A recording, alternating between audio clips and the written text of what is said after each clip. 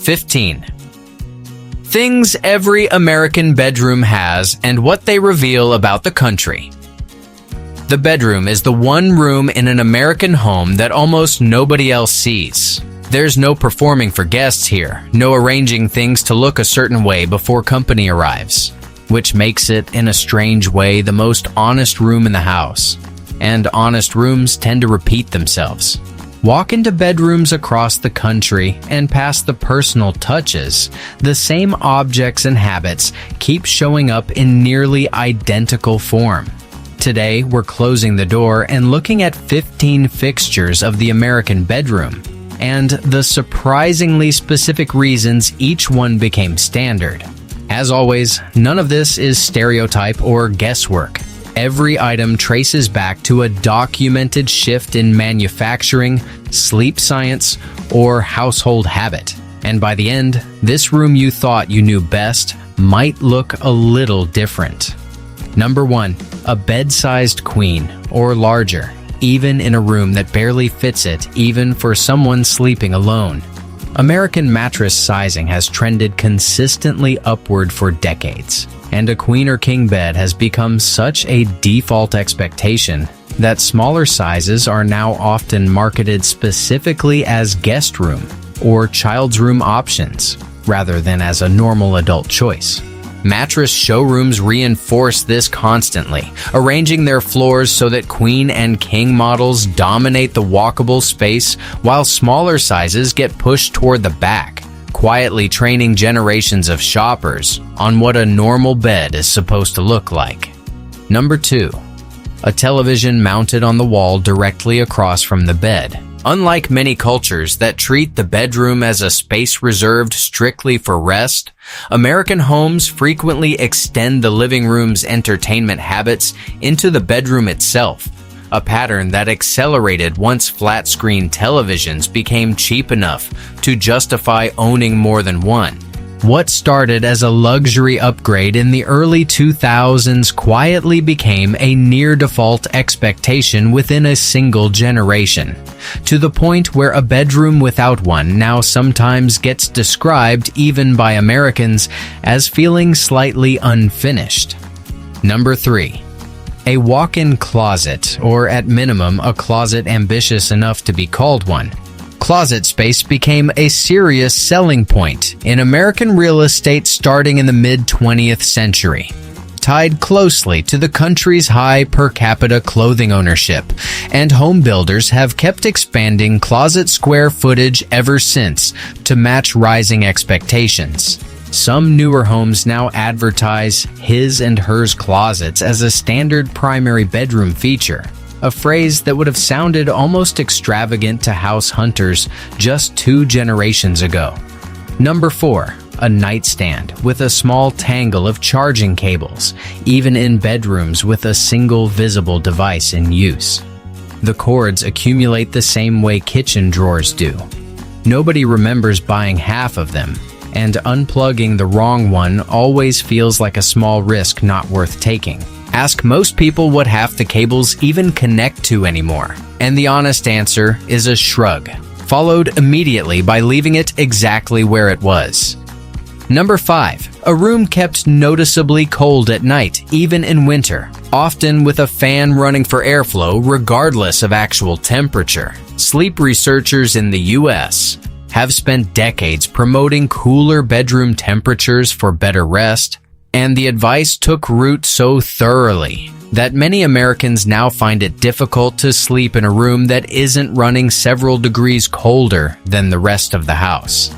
It's common enough that visiting relatives from warmer sleeping cultures often pack an extra blanket specifically for the guest room, having learned the hard way on a previous trip. Number 6. A phone charging on the nightstand doing the job an alarm clock used to do, right next to an actual alarm clock that hasn't been used in years but never quite gets thrown away. Getting rid of the old clock feels oddly final, a small admission that an entire category of object has quietly become obsolete.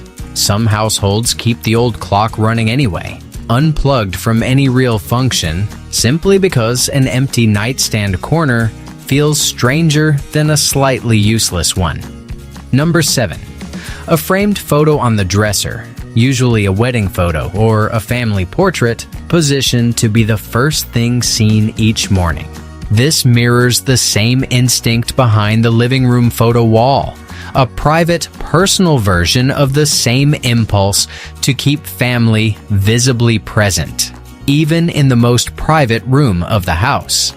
Interior designers sometimes call this the morning mirror effect. The first image intentionally placed in a person's line of sight matters enough that most households give it real thought, even if only unconsciously.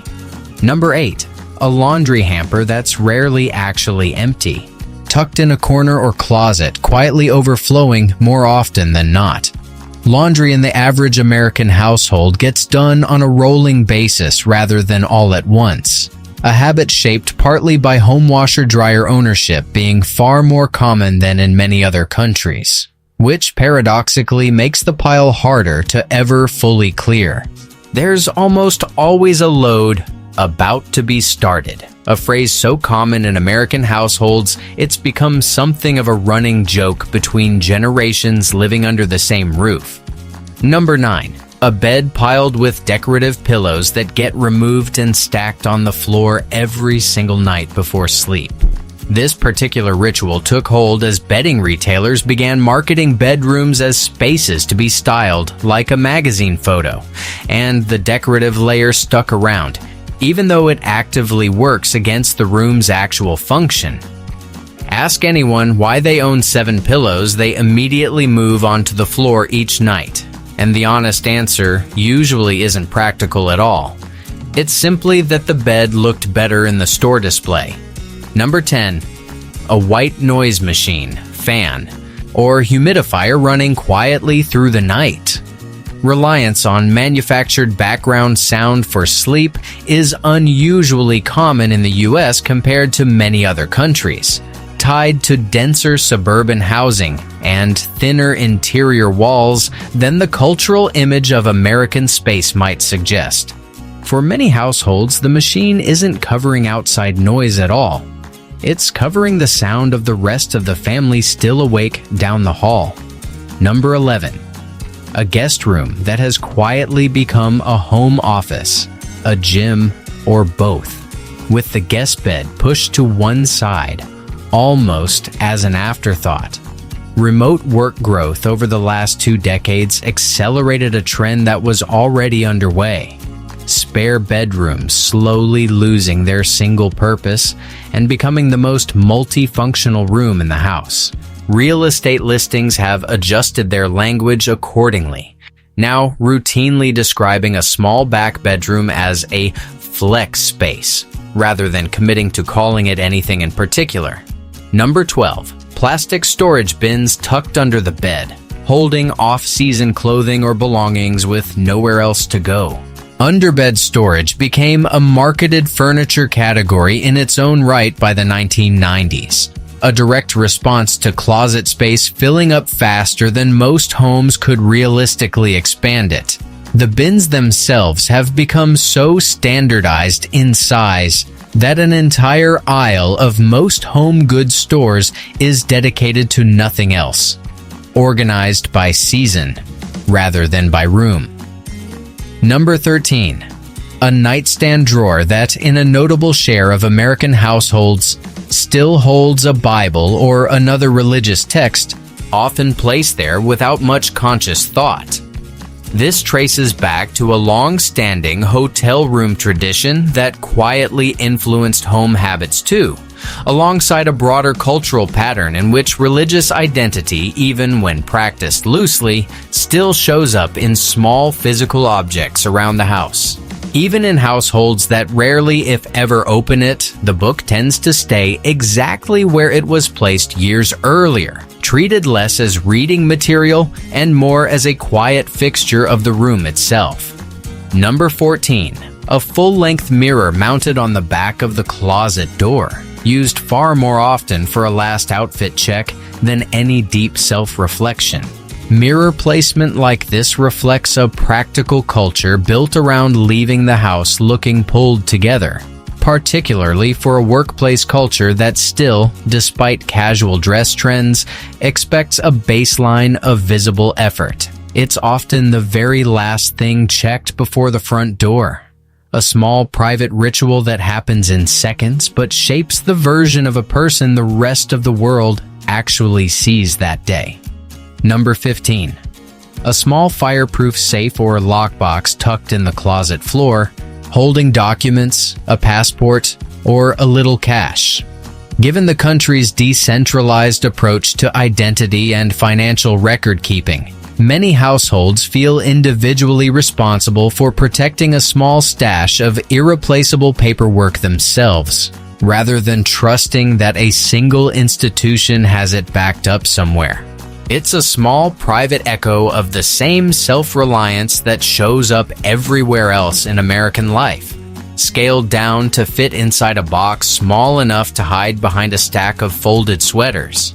Taken together, this room tells a quieter story than the kitchen or the living room did. Less about hospitality and display, more about control.